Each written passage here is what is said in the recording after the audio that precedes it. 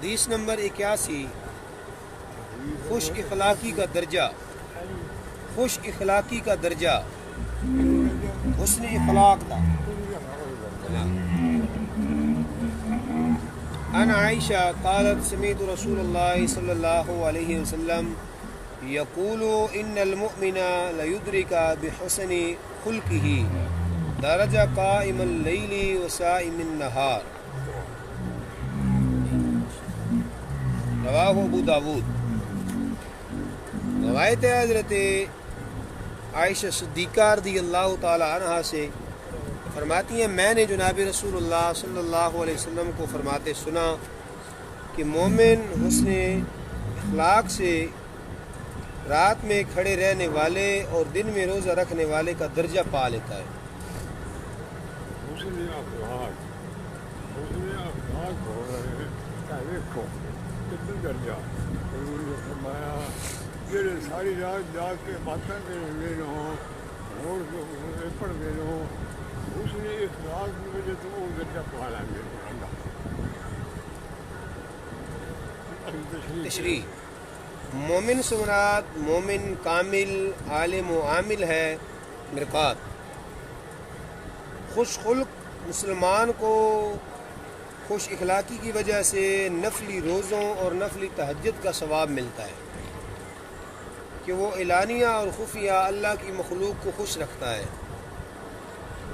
نفلی روزہ نماز کا فائدہ صرف اپنے کو ہوتا ہے، مگر خوش اخلاقی کا فائدہ پوری مخلوق اٹھاتی ہے۔ کوئی اکا دکا بندہ ہوتا جس سے کوئی بندہ ناراض نہیں ہوتا، وہ اخلاق ہی ہوتا کوئی ہوتا اس کو کوئی بندہ نہیں ناراض ہونا یا بڑا مشکل ہے کام۔ ایک نواز ہے میں بالکل پوچھا جس وقت ہمیں انتقال ہوا جلدی اس کوئی بندہ ناراض رہا، کوئی اکا دکا کوئی گھٹی لازم سے متعدی اچھی ہے مرآت۔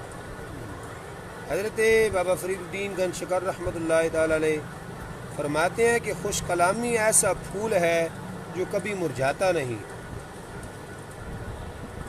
اور حضرت ابو بکر قسطلانی فرماتے ہیں کہ تصوف اخلاق حسنہ کا نام ہے۔ تصوف اخلاق حسنہ کا نام صوفی جناب۔ صوفیت آج کل صوفی بھیڑنا کا نام، یہ پرانا نام۔ جو شخص تم پر اخلاق حسنہ سے فوقیت لے جائے سمجھو کہ تزکیہ نفس اور قلبی صفائی میں بھی وہ سب سے آگے ہے۔ حدیث نمبر 82، جھوٹی باتوں کی وضاحت، جھوٹ کیا ہے کیا نہیں۔ عن ام کلثوم بنت عقبہ بن ابی معیط قالت سمعت رسول اللہ صلی اللہ علیہ وسلم یقول لیس الکذاب الذی یصلح بین الناس ویقول خیرا ویمنی خیرا، متفق علیہ۔ وزاد مسلم قالت ولم اسمعه عن النبی صلی اللہ علیہ وسلم يرخص في شيء مما يقول الناس كذب إلا في ثلاث: الحرب والإصلاح بين الناس وحديث الرجل امرأته وحديث المرأة زوجها۔ روایت حضرت ام کلثوم سے فرماتی ہیں کہ میں نے جناب رسول اللہ صلی اللہ علیہ وسلم کو فرماتے سنا کہ جھوٹا وہ نہیں جو لوگوں کے درمیان صلح کرا دے۔ جھوٹ مار کے ولاک ہے، کوئی گھر یہ نہیں کہہ رہا ہے کہ بھائی حالی بھی تو اندر جب کراش ہے ختم ہو گیا وہ جھوٹ نہیں۔ بات توڑے بظاہر جھوٹ نہیں ہوگا، حضور نے فرمایا وہ جھوٹ نہیں، یہ چنگا پہ کہہ رہا۔ بات بھلی کہے اور بھلی بات پہنچائے۔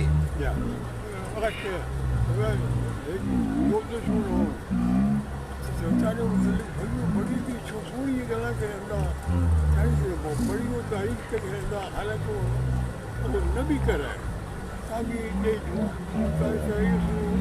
گلا سنائے ان دل نرم ہوئی ہیں اس واسطے تقریباً تعمیر حاکمی بڑا چنگا بننا یہ بننا مسلم نے یہ زیادتی کی فرماتی ہے کہ میں نے انہیں یعنی نبی کریم علیہ الصلوۃ والسلام کو نہیں سنا کہ آپ لوگ جو جھوٹ بولتے ہیں ان میں سے کسی چیز کی اجازت دیتے ہو سوائے 3 جھوٹ کے: جنگ، لوگوں کے درمیان صلح، اور مرد کی اپنی بیوی سے بات اور بیوی کی اپنے خاوند سے بات۔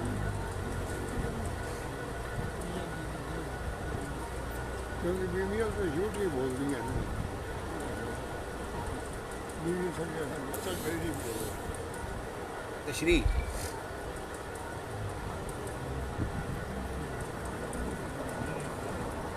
شاعر مشکات فرماتے ہیں کہ ام کلثوم رضی اللہ تعالی عنہ صحابیہ ہیں، انہوں نے ہجرت سے پہلے کسی سے نکاح نہیں کیا، بعد ہجرت عبد الرحمن ابن عوف سے نکاح کیا اور ان کی وفات کے بعد حضرت عمر رضی اللہ تعالیٰ عنہ آپ کی نکاح میں آئیں۔ ان کا باپ عقبہ ابن ابی معیط مشہور کافر ہے جو حضور کا سخت ترین دشمن تھا۔ ابو جہل کے ڈالا تھا۔ ام کلثوم بنت رسول اللہ صلی اللہ علیہ وسلم اور ہیں جو حضرت عثمان ذو النورین کی نکاح میں تھیں، اور ام کلثوم بنت علی جو حضرت فاطمہ الزہرا رضی اللہ تعالیٰ عنہ کے شکم سے ہیں وہ اور ہیں۔ یہ ام کلثوم حضرت عمر کی نکاح میں تھی۔ یصلح بین الناس یعنی جن مسلمانوں کی آپس میں لڑائی ہو ان میں جھوٹ بول کر صلح کرا دے کہ ہر ایک تک دوسرے کی دل خوش کن بات گھڑ کر سنا دے کہ وہ تمہارے لیے بہت تعریف کرتا تھا، تم سے ملنے کا خواہش مند ہے، وغیرہ وغیرہ۔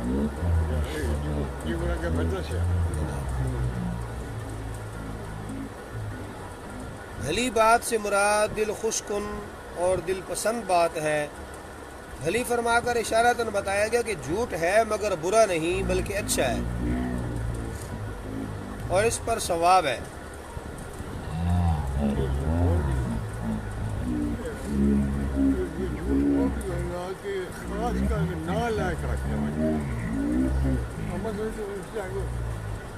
سردی کے بندے بڑے حرامی ہیں، یہ جھوٹ نہیں، سردی کے بندے ہیں گے فلانا قبیلہ فلانا خاندان بڑا بلدار بڑا ہدیہ بڑا حجیہ بڑا یہ بھی جھوٹ کوئی نہیں، ایک دو مت کوئی نہیں، اس سے بھی گناہ کوئی گناہ اس ہے کیونکہ مخصوص بندے تو جو نشانہ بڑا ہے گناہ اس ہے۔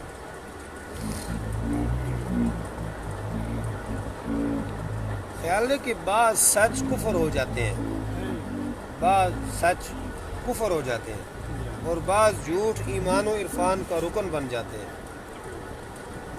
بے گناہ کا اپنے آپ کو گناہ گار کہنا ہے تو جھوٹ مگر رب کو مقبول ہے، پسند ہے۔ شیطان نے سچ ہی کہا تھا خلقتنی من نار و خلقتہ من طین، تو نے مجھے آگ سے پیدا کیا اور اسے یعنی آدم علیہ السلام کو مٹی سے پیدا کیا، مگر اس سچ پر مردود ہو گیا۔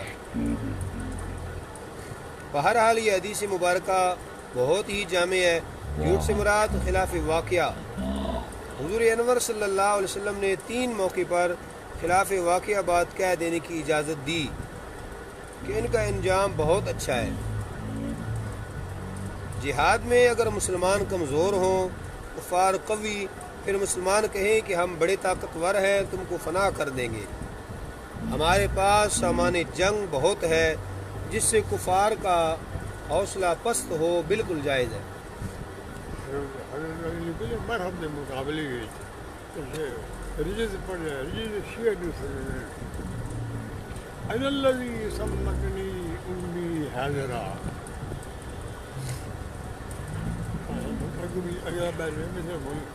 میں وہ بندہ ہوں کہ شیرن بھی میں ڈھال کا فرق ہو گیا تھا، حضور نے فرمایا ہے اس طرح میں جھوٹ لگی ہوں کسی کو ثواب مل جاتا ہے. اللہ بڑا خوش نہیں ہوتا کہ وہ ڈرندت پہ اپنے مقابلے میں. أنا الذي سمعني أمي هذا بيوتي هذا الأجر المرتضى لنا هذا من أربي شير والله شير. أنا الذي سمعني أمي هذا ما أنا بقولي هذا الرشاع ما عندهم بشير أنتم كون ما كمان مقابل ما تكون لا يفرق ولا.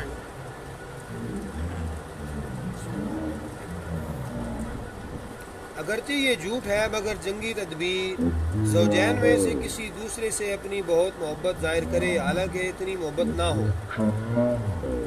یا اپنی بیوی سے زیور کا وعدہ کرے مگر بنوا نہ سکے، یہ سب کچھ اگرچہ جھوٹ ہے مگر ہے جائز کہ اس میں معاشرے کی اصلاح ہے.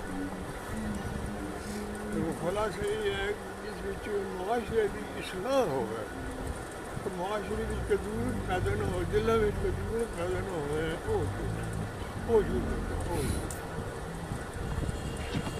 حدیث نمبر 83 محض اللہ تعالیٰ کی خاطر آپس میں محبت کرنے والوں کا درجہ.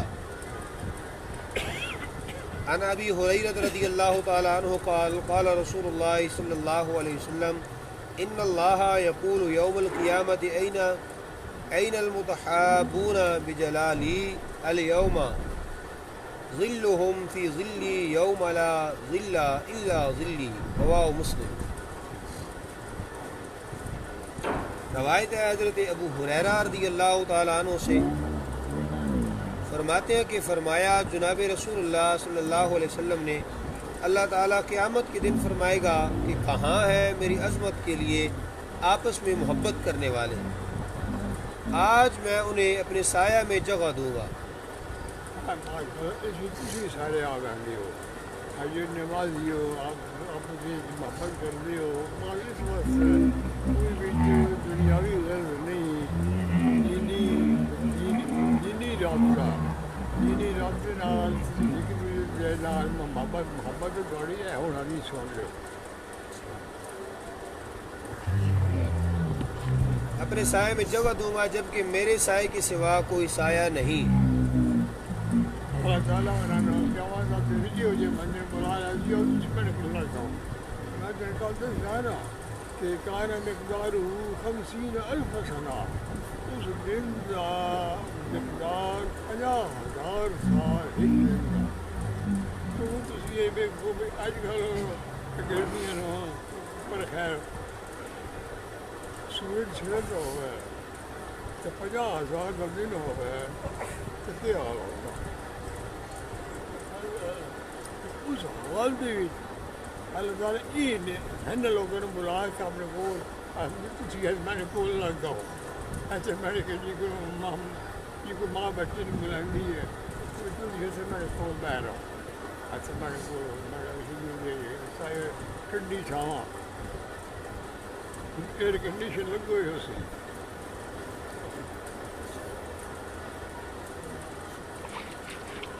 اچھا یہ تو دن ہو سی تو ہی ہو سی. تشریح شاعر مشکات فرماتے ہیں کہ حکم ہوگا وہ مسلمان ہماری بارگاہ میں حاضر ہوں جو کسی دنیاوی وجہ سے نہیں بلکہ صرف میری رضا میری خوشنودی کی وجہ سے آپس میں محبت کرتے ہیں، کہ میری عظمت ان کے دلوں میں تھی اس لیے مجھے راضی کرنا چاہتے تھے میں بندوں کو راضی کر کے. دل کے معنی ہے سایہ مگر کبھی اس سے مراد پناہ بھی ہوتی ہے، امان. جیسے کہا جاتا ہے کہ عادل بادشاہ ذل اللہ یعنی اللہ کے سائے میں ہوگا. اگر یہاں سائے کی معنی ہے تو مراد ہے عرش اعظم کا سایہ کہ سایہ جسم کو ہوتا ہے، رب تعالیٰ جسم سے پاک ہے.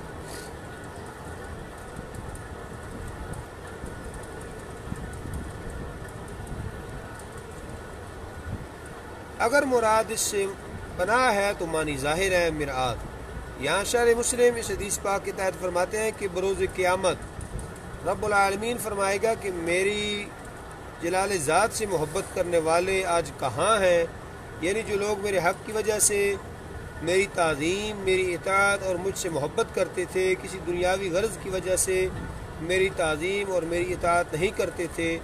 اللہ تعالیٰ سے محبت کرنے کا ذکر ان آیات کریمہ میں ہے۔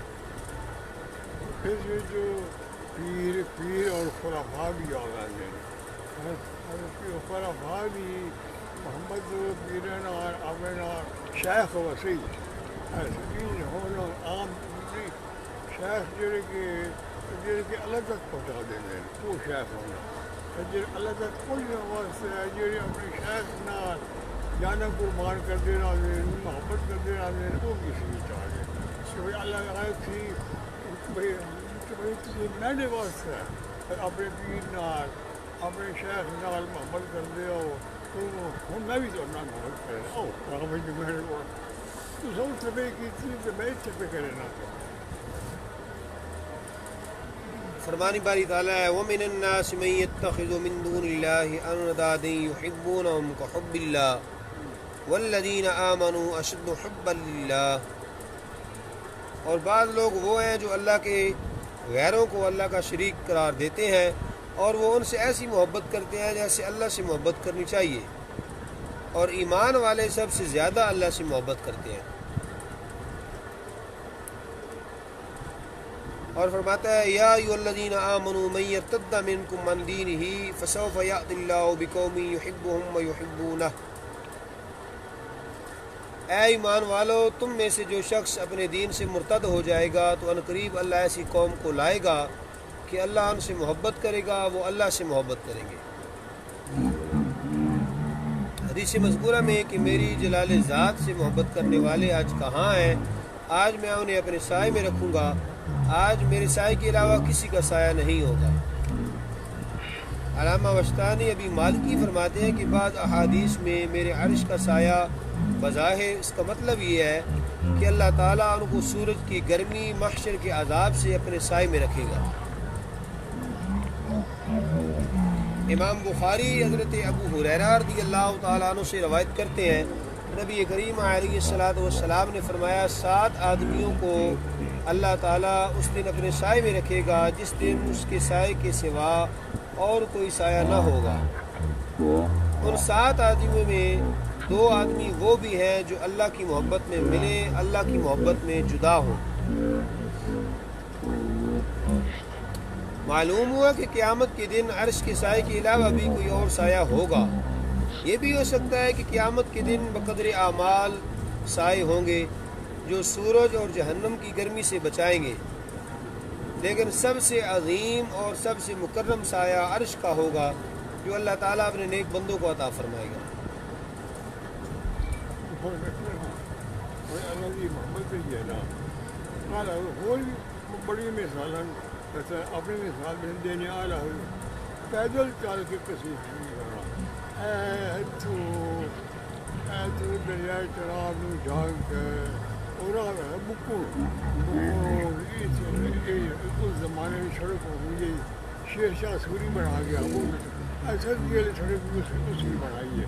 شیر شاہ سوری بڑا کم کیتا نواز شریف نواز شریف کی سڑکیں بناتے رہے ہیں، نواز شریف کی سڑکیں بنائی کبھی یہ سن بنا کے دینا تو ایسا ایسا کی حال ہونا تم سوچو۔